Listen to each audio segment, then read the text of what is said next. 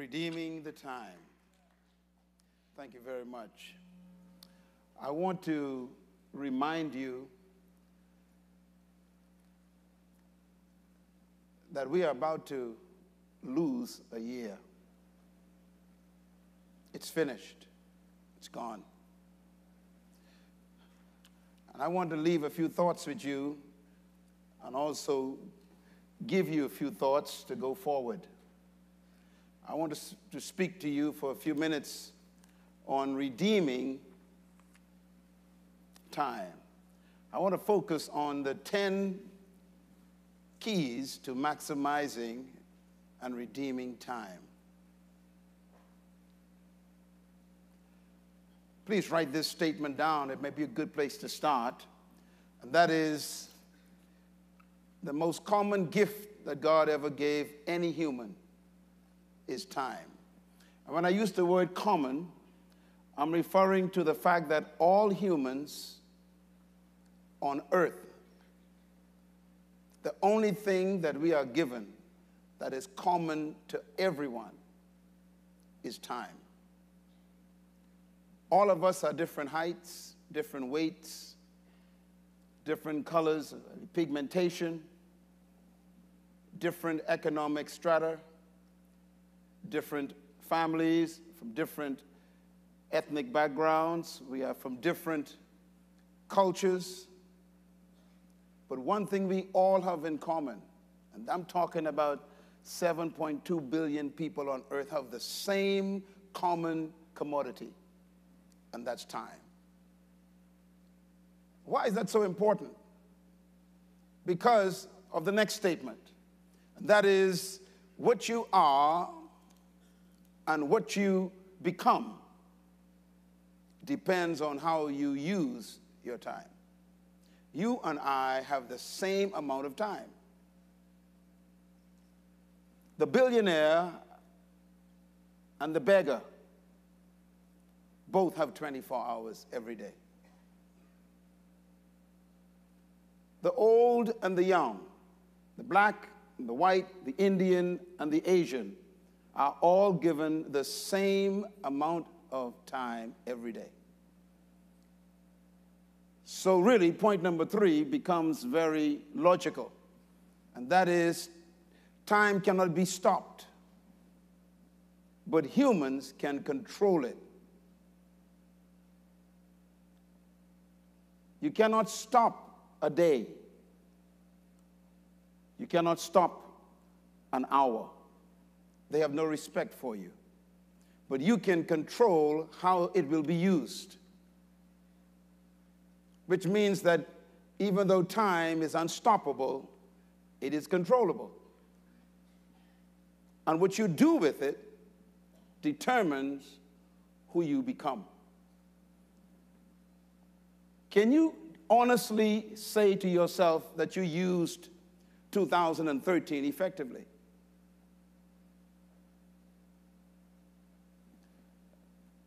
I think about time a lot because time is life. And every time a year passes, you are basically measuring time. Because a year is the passing of time in our cultures. And an opportunity to redefine your priorities is why New Year's come. Let me ask you to make a note of a couple of suggestions I want to make. First of all, a new year is an opportunity to refine your purpose, to go back and check it. Secondly, a new year is an opportunity to redefine your life's vision, to see if you are still on course or if you need to adjust. Thirdly, a new year is an opportunity to reestablish worthwhile goals. And I use the term worthwhile because some of our goals may not be worth pursuing anymore. And fourthly, a new year is an opportunity for you to bury the past and move into a new future.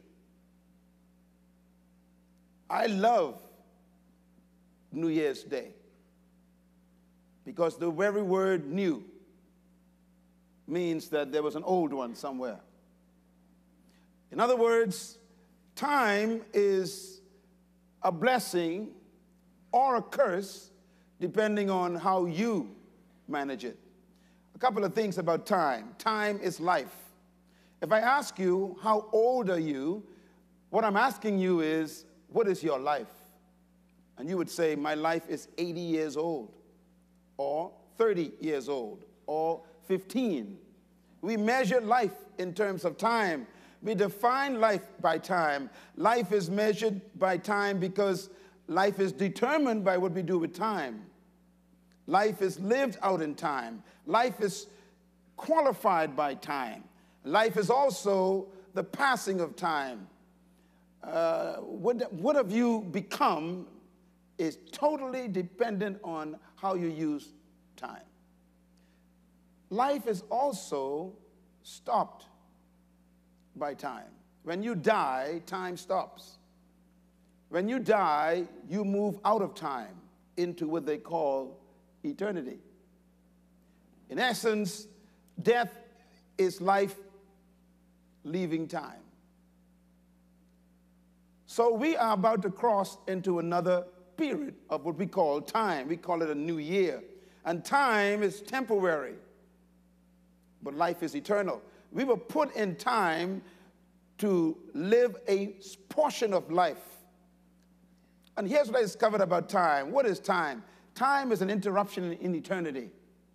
Time is also defined in my book as a small measure of eternity. Time is a piece of eternity. Time is a slice of forever with a beginning and an end.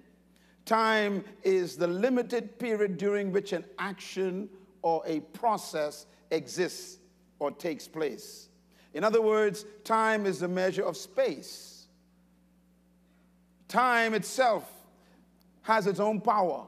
I was thinking about this last night when I read Ecclesiastes chapter 3, and you might want to read that with me. Verse 10, it says, I have seen the burden God has placed on all men. He has made everything beautiful in what? In its time. He has also set eternity in the hearts of men, that they cannot fathom what God has done from beginning to end.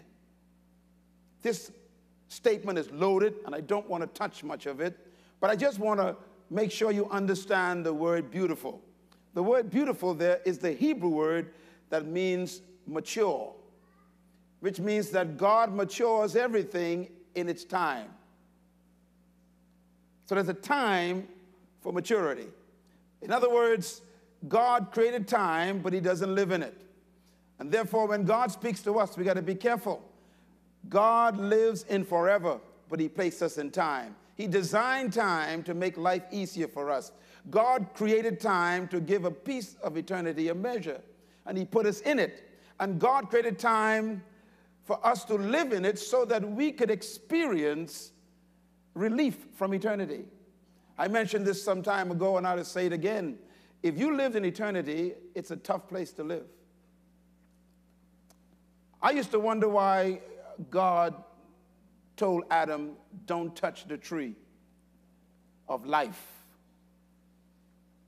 And when Adam sinned, the first thing God did was kicked him out of the garden, and he put a flaming sword with cherubim, and the Bible says, to protect the tree of life. If Adam had gotten to that tree after he had sinned, we would be without hope. Because if you make a mistake in eternity, it's an eternal mistake. I thank God for time. Time is a relief. Time is good news. Look at Genesis 1:14. It tells you when God created time. It says, and God said, let there be lights in the expanse of the sky to separate the day from the night, and let them serve as signs to mark what? Seasons and days and years. So God created time by literally designing the universe to keep time. Many scientists interpret the universe as a big clock, and they say that someone must have wound it up. They try to explain that there must have been a creator because the universe is running with such precision. that the planets not only are revolving around stars, but they don't clash into each other. Someone seemed to have set this in motion. And God had designed all of that so that they can be measured for days and years. In other words, God says in verse 18, this is good.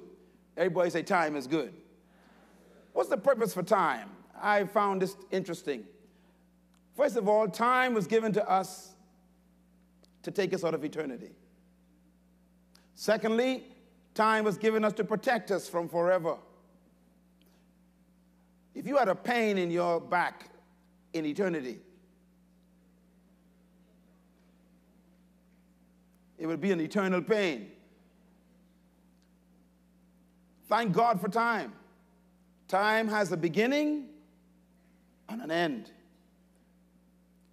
Time is also given to us to measure existence of life, to define life, to measure the quality of life. Time was given to us to account for our lives and to define the distance between our beginning and our end. Time was given to us to live life in doses. Time was given to us to measure the purpose of our life, why we live. I thank God for time. But time has some limitations, and I want to just quickly go over them. Job chapter 14 says, and this is a verse you probably want to remember if you're still breathing. Verse 5. Let's read it together out loud. Go. Man's days are determined. You have decreed the number of his months and have set limits he cannot exceed. So look away from him and let him alone, Lord, until he has what? Put in his time like a hired man. That's in the Bible. God says, look, when I gave you birth, I hired you to do something, and I got a certain period for you to do it in, and you can't exceed that. Have you noticed that the last couple of weeks or days, a lot of folks been dying suddenly? Do you know why? They ain't supposed to cross over. And some of you are here tonight, and maybe you're supposed to cross over, but you only got 1 month into the next year. You better get saved now. Look at that verse again. God says what? I have set limits that you cannot exceed. Sometimes you wonder why my husband died, my wife died, my child died, and I outlived them. Could it be because it was just the limit? You ain't supposed to be dead yet. Determined. Time is determined. Write this down, please. Very important. Psalm 39, verse 4. Write it down. I want you to say it out loud. Read it. Lord, make me know mine end and the measure of my days, what it is that I may know how frail I am. In other words, I am only here for a breath of time. So let me know what? Let me know mine end. Let me know my destiny. Let me know what I'm supposed to do with my life quickly. I like this one, Psalm 90, verse 12. Read out loud. Go. So teach us to number our days, that we may apply our hearts unto wisdom. In other words, let me know how long and how much I have to do so I can use my days effectively. I like this one, Ecclesiastes 8, verse 6. Read out loud. Go. For there is a proper time and a procedure for every matter under heaven. This is a deep one here. In other words, there's a proper way and time to do everything. Time is so powerful in that man, in the hand of God. Here's something I thought was interesting too. Time is measured in seconds. We saw that a moment ago by that video. And we are amazed sometimes at how fast time can leave us. And we measure time in minutes and hours and days and decades and centuries. But time measures life also in yesterday, today, and tomorrow. I like this one. Whatever you've been through in 2013, you can now say it was last year. Isn't that good? Tell your neighbor, I was broke last year. Tell your neighbor, I lost my house last year. Say it. So you all try to say that one, hey.